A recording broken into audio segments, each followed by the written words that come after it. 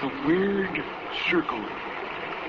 In this cave, by the restless sea, we are met to call from out of the past stories, strange and weird. Bellkeeper, toll the bell, so that all may know we are gathered again in the weird circle.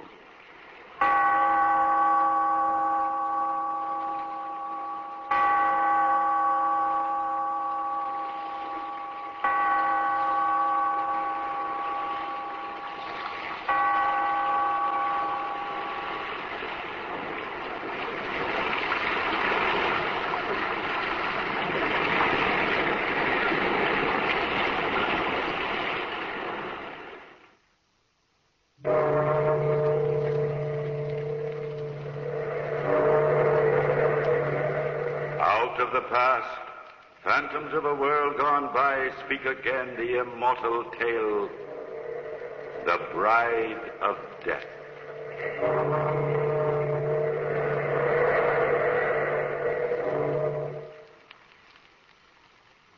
This is the story of death, of a fearful prophecy fulfilled, of a love that could lead only to madness. The first ingredient was death, the cold, sharp steel bite of a Scottish claymore. In a narrow street in a town near Donaghbert, an old, half-forgotten Highland feud had flared again. Death peers over the shoulders of three young clansmen as a force twice their number beats them back. Stop a moment and see which one he chooses. We're badly outnumbered, my lord. Don't let them force you out. Keep your back against the wall. Watch out for them. Keep your sword up, Kenneth. We'll beat them off yet. The traitors cut out. Oh, Kenneth, my lord, you're bleeding.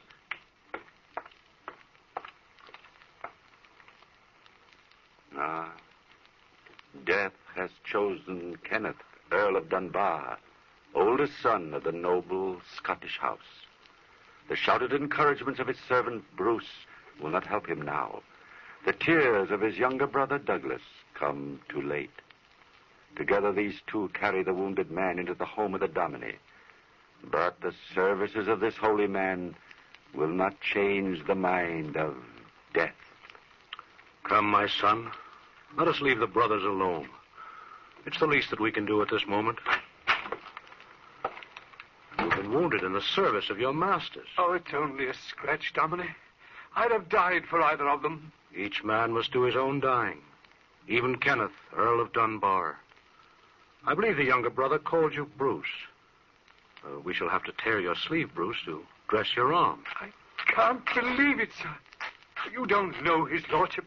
He won't let himself die. The clansmen who set upon you, were they from Black Donald's castle? No, they'd be the last to attack us.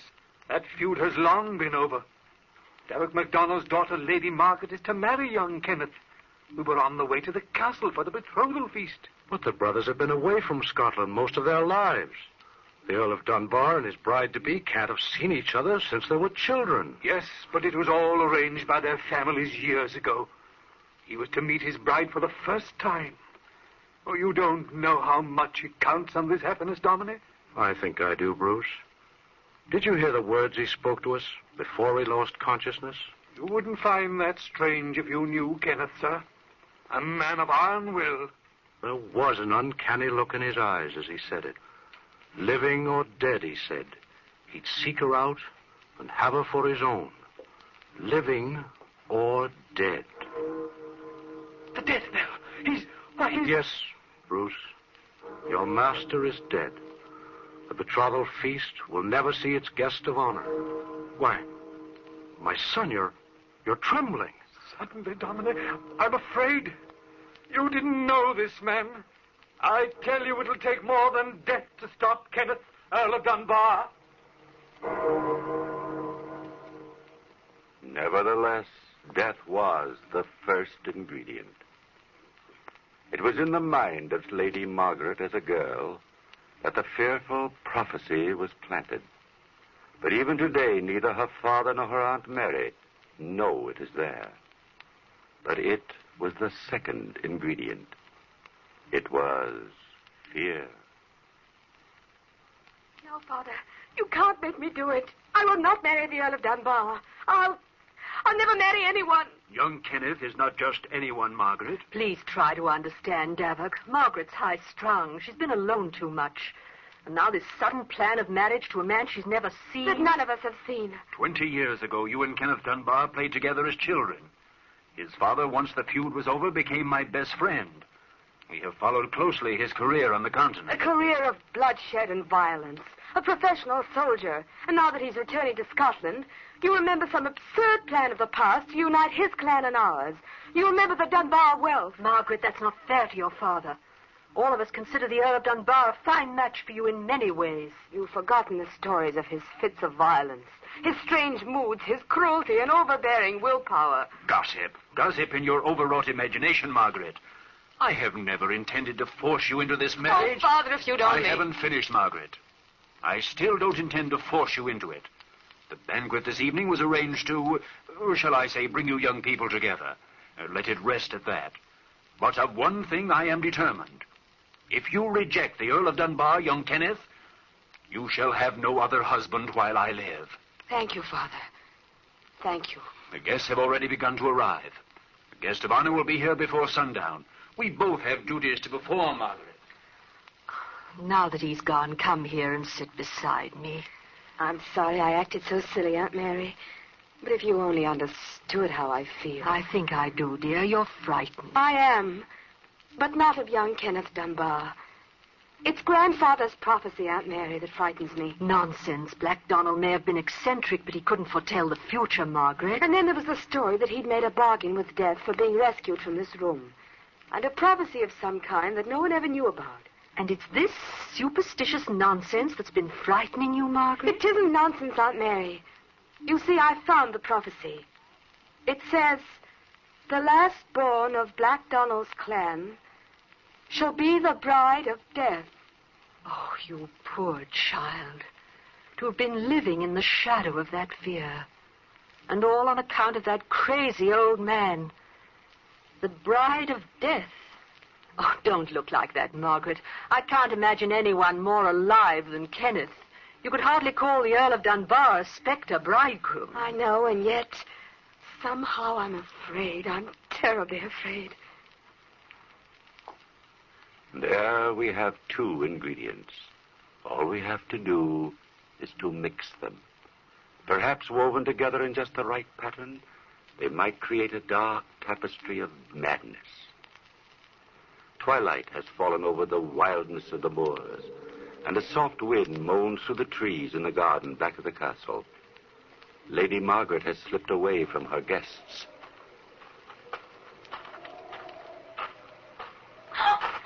Forgive me if I do not rise, Lady Margaret. I have traveled far to get here. I'm very tired. Oh, I'm sorry I was so silly. But it was rather startling. I hadn't seen anyone come into the garden. I came through the little gate at the far end. But we never used that. I mean, I didn't know anyone knew of it except myself. It's all overgrown and with the moor beyond. I remembered it from many years ago. My home once lay across the moor. But then, why, of course. Oh, I should have seen the resemblance to your father. You're the Earl of Dunbar. You're surprised, Margaret? No. Somehow I knew you were my friend. But you're different in a way, Kenneth. Quieter, more gentle than I'd expected. There is much that can change a man, Margaret. But you're just as I pictured you. Dreamed of you through the years. Lovely, gracious. A warm heart to welcome me home. At last. Perhaps. Don't you think we'd better go in, Kenneth? Oh, you're shivering, Margaret. Are you cold? No, it isn't that, Kenneth. I just happened to think of something. Perhaps you remember my grandfather. Black Dawn? What Highlander doesn't? That might be he coming down the path this moment. That's my father, Kenneth. Sir Davok MacDonald. I'm afraid he's going to be angry at you for appearing like a ghost out of nowhere. His anger cannot reach me, Margaret. I'm beyond all human emotion now, except my love for you. To have found you at last, that's all that's left. I haven't time for words, but you feel it too. I know you do. Nothing can separate us, Margaret. Not even death. Welcome to Black Donald Castle, my lord.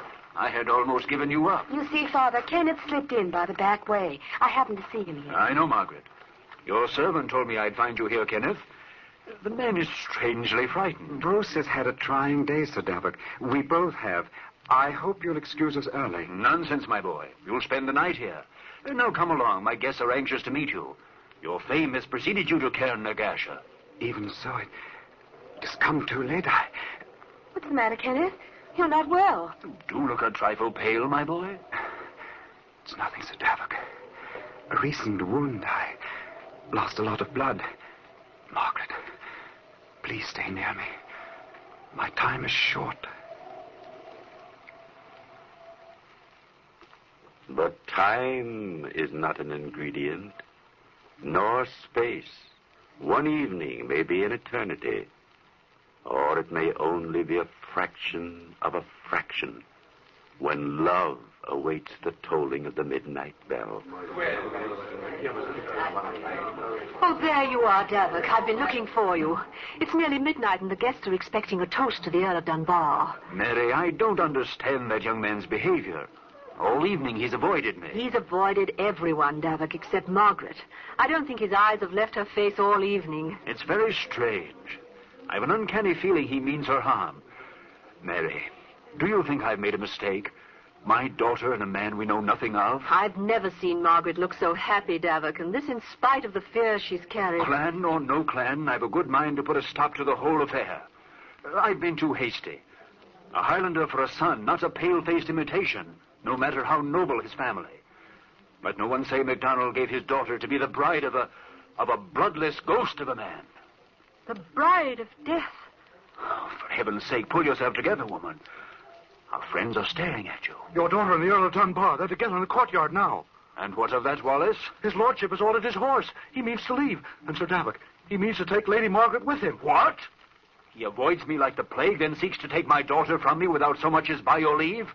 Come, Wallace. Get my sword and bring your own as well. It seems the Donalds must once again teach the house of Dunbar its manners.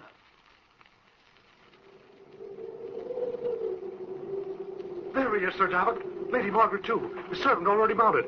Over there by the gate. See? Is this the way the Earl of Dunbar repays the hospitality of the Donalds? To steal my daughter like a common thief? But, Father, let me explain. I'll brook no more interference of my wishes. Join your aunt and wait for me. And now, sir, what have you to say? Only that I shall return and take your daughter with me. By Black Donald, sir, that you'll never do. You and your henchmen shall know the anger of my clan from this day on. The anger of the Donalds cannot reach me now, Sir Davok, nor any other human being, except your daughter's love. Oh, I must go. Before the final stroke of midnight, I must leave this place. And it is well you do, young man, if you value your life. I place no value on that which I no longer have, Sir Davok. Go tomorrow to the great kirk in the town, and you shall understand my meaning. You are mad. The same madness that claimed your father. It is not madness that has claimed me, Sir Davok. It is death.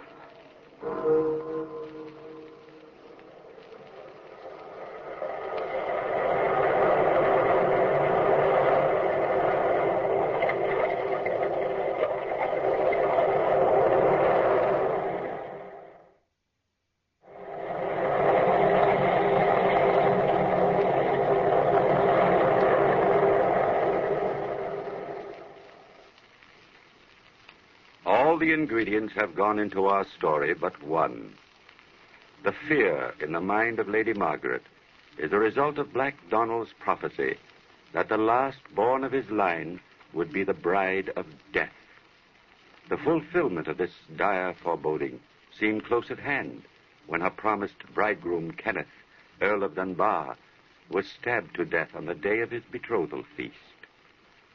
Had this been known to Margaret, his first appearance before her might have brought madness with it. Instead, it added the ingredient of love. But now Sir Davok MacDonald, Margaret's father, has added the most potent ingredient of all. His anger at his noble guest's behavior brought forth truth, always a dangerous ingredient. To Black Donald Castle, it has brought terror and the dark suspicion that the spectre bridegroom will return to claim his bride. Lady Mary, is there no change in her condition? She hardly looks alive. No, Davok. None of your doctors have been able to rouse her. From midnight last and all through the day I've been by her side, here in her bedchamber. She hasn't moved or spoken. The events of last night have affected her mind, Mary. I wish I'd never heard of the House of Dunbar. If this ghastly story is true... If, Davok. In your mind, you're as sure as I am that we entertained a ghost last night. Else why should Wallace have ridden to town for you this morning? It's time he returned. Deep in your heart, you know the fear of all of us who love Margaret. I could see it in your eyes when you returned from the courtyard last night to blurt out that awful story before your guests. It was a mistake, I admit it, Mary. But how was I to know that Margaret had discovered Black Donald's prophecy?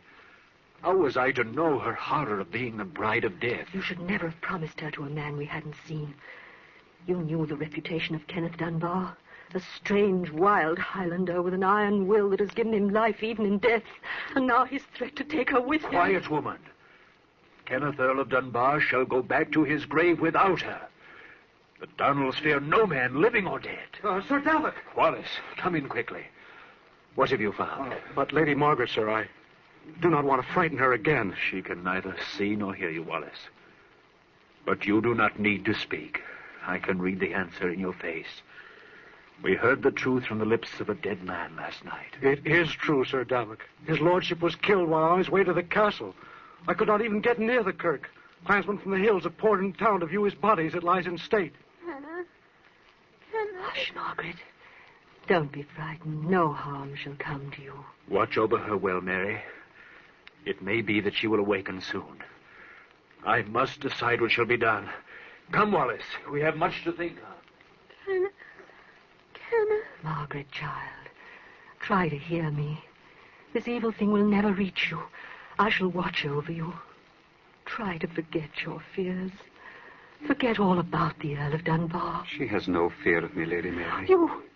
Oh, no. No, it can't be. How... I came from the balcony, Lady Mary. Please do not be afraid. Don't move away. No. No, you shan't have her. Never. Oh. Kenneth, you've come back for me. Yes, Margaret, as I promised. But the time has not yet come. You are ill.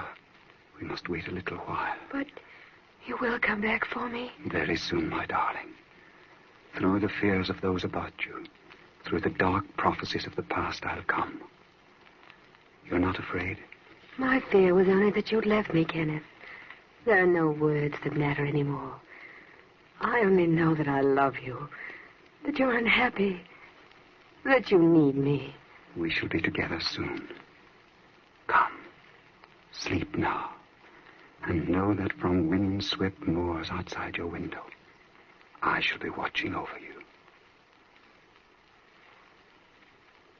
The ingredients of life do not always mix as you expect them to. The poison of fear can often be cleared away by the potency of love. But the clansmen of Lady Margaret had no such protection as they looked upon the powerful ingredient of truth. Within the great stone walls of Black Donald Castle, the terror of the spectre bridegroom grew as the days went by. One night, as the wind lashed the rain across the moors and rattled the ancient casements in the great hall, Sir Davok paced uneasily before the fire. In the name of heaven, Wallace, come away from that window. There's nothing to see. Warm yourself here by the fire. It's a fearful night, Sir Davok. It's in my mind that the spectre bridegroom may be abroad again. Watching won't keep him away. No guards either, for that matter. Did Lady Mary tell you that one of my men saw the black figure climbing down the vines beneath Margaret's window? Aye, and that he vanished before his very eyes. It's common talk throughout the castle. They think of nothing else, Wallace. I swear it's like living with people who have lost their minds. It's Lady Margaret's health that concerns me, Sir Davok. She will not eat. She will talk to no one. She spends her days and half her nights watching from a window overlooking the garden. You waste your breath telling me these things, Wallace. I know what's in your mind only too well. You think my daughter is mad. that she has come to think of herself as the bride of death. I do, Sir Davik. As well as I love the Lady Margaret, I've seen the light in her eyes. It isn't fear, I swear. The lass is waiting for this dead man, this Earl of Dunbar, to return. Wallace, you're one of my most faithful henchmen, but you're as bad as the rest. This talk is driving me daft. Go back to your window if you must, but hold your tongue. Davik. What is it, Mary? Is Margaret all right? She's gone, Davik. Vanished. Her room is empty. I thought I told you to lock her in at night. A few minutes ago, she called for me and asked for a glass of water. I left the door unlocked to fetch it, and when I came back, she was no longer there. The spectre bridegroom has come for her. Quiet, woman. She's not well. She may have wandered alone out into the storm. Wallace, call out the guard and have horses saddled for all. We'll search every crag, every inch of the moor, every road until my daughter is found. I'll have her back, though I feel the dead hands of Kenneth Dunbar at my throat.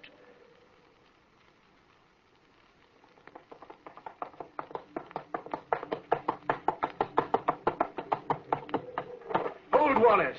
Look yonder. You see that faint light glimmering through the rain? It's from some house, Sir Davik. Come, the men have already turned off. We must hurry. No, Wallace. That's no house. I wonder I didn't think of it before. It is there that we shall find Lady Margaret. I pray we're still in time. I think we're in the neighborhood of Dunbar Castle, Sir Davik, but not near enough to see a light. True. But we're close upon the ancient chapel of the family built centuries ago. That gloomy place has been sealed as long as I can remember. No one's been near it for years. You're mistaken. Within the week, the place has been occupied. You forget that Kenneth, Earl of Dunbar, was buried there. Come, Wallace.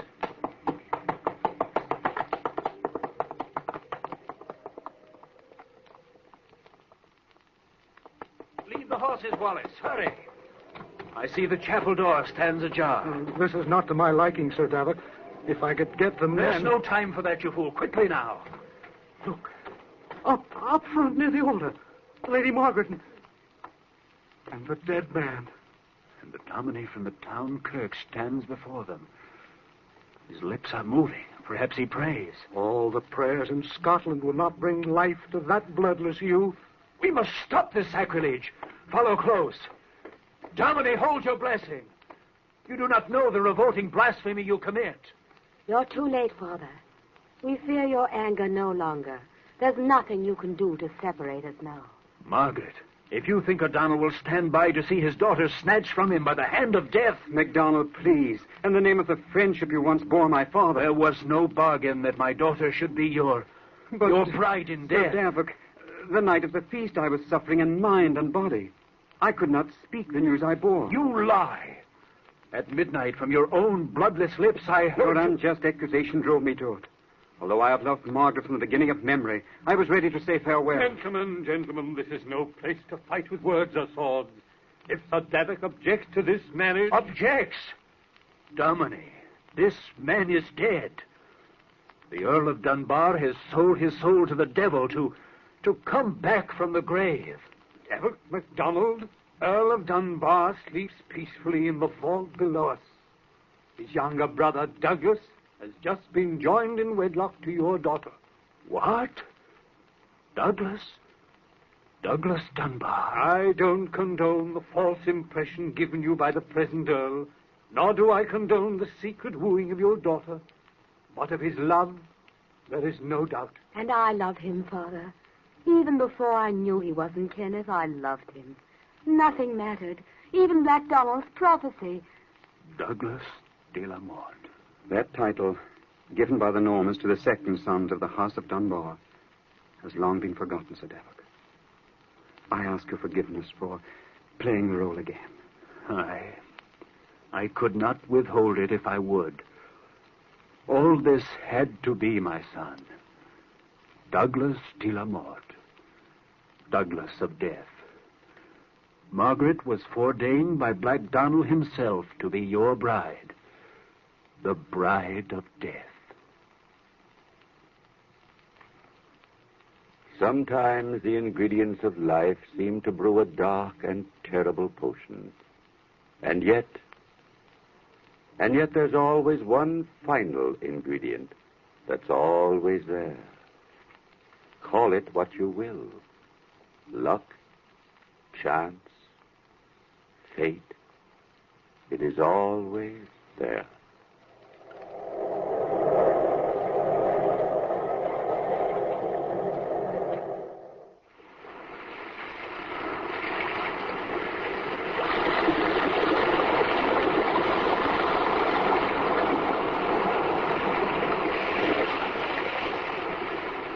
From the time-worn pages of the past, we have heard another immortal tale in The Weird Circle. Bellkeeper, toll the bell.